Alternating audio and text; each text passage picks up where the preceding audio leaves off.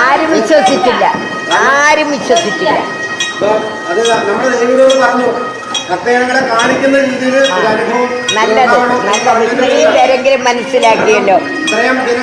മനസ്സിലാക്കി ദേവി ഇവിടെ നമ്മള് കള്ളത്തരം കാണിച്ച് ആരും വിശ്വസിച്ചില്ല.